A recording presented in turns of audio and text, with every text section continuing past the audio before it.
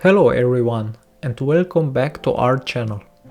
Today we'll be performing an oil service on the 8th generation Honda Civic equipped with the R18 or R16 engine. Before we dive into the process, let's talk about the recommended oil service intervals by Honda. For the US market and other countries besides EU, Australia and New Zealand, the service interval is 10,000 kilometers or 1 year for normal driving conditions. For severe conditions, it's 5,000 kilometers or half a year. For the European market with normal driving conditions, the service interval is 20,000 kilometers or 1 year. For severe conditions, it's specified as 10,000 kilometers or 6 months for engine oil replacement. Interestingly, in this case, they recommend an oil filter change every second service, so every 20,000 kilometers.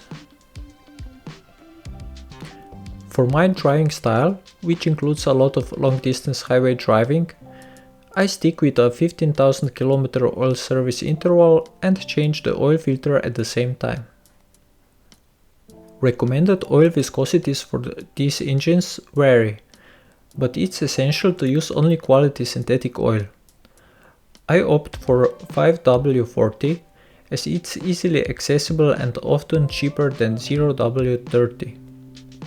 Being slightly thicker, it also helps lower oil consumption, which can be a bit higher with these specific engine types. The oil capacity is about 3.7 liters, so ensure you have 4 liters of quality synthetic oil of the proper grade, an oil filter and a new crush washer for the oil drain plug before starting.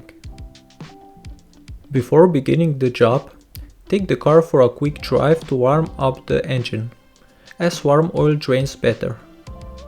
Now, let's get to work.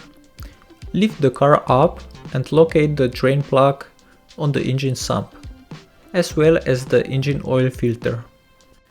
Use a socket 17 to untighten the drain plug. Ensure you have a drain pan positioned correctly to catch all the oil rushing out of the engine. Wait a few minutes for as much oil as possible to drain. In the meantime, prepare the drain plug. Clean the plug, use a new sealing washer and torque it down to 39 Nm. I've tightened it by ratchet and common sense. Just be careful to not over tighten it.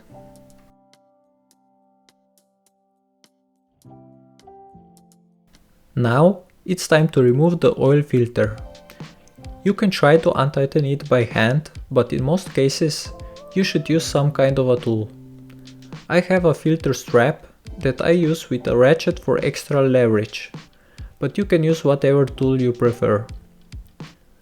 When removing the filter, be prepared for some extra oil to spill out, so be careful not to make too much of a mess.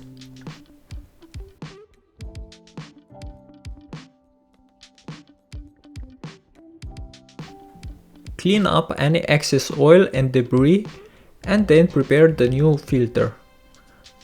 I like to put some new oil in the filter before mounting it, although it's not mandatory. In this case, it definitely makes sense as the filter is positioned vertically. Don't forget to lubricate the oil ring on the filter, then tighten the filter by hand. The manual says to tighten it 3/4 of a turn after the rubber seal sits. If you have a proper filter tool and torque wrench, you can torque the filter down to 12 Nm. Clean the surroundings using brake cleaner and you are almost good to go. Put the car back on the ground and fill the engine with fresh oil using a funnel. After putting in about 3.5 liters of oil, check the oil level using the dipstick. Start the car and let it run for a minute or two. Then turn it off and check below the car for any oil leaks.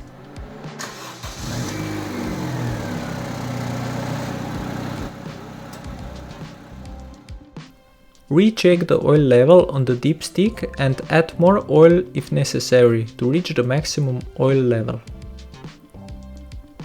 If you found this tutorial helpful and would like to support our channel, please consider contributing. Your support helps us continue creating content like this. Simply check the video description for the links. And of course, don't forget to subscribe to our channel for more DIY car maintenance tips and tutorials. Thanks for watching and see you next time.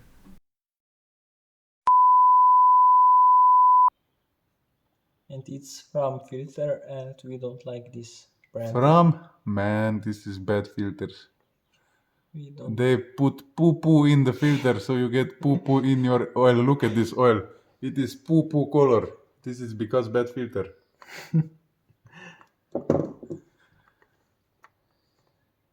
Ah!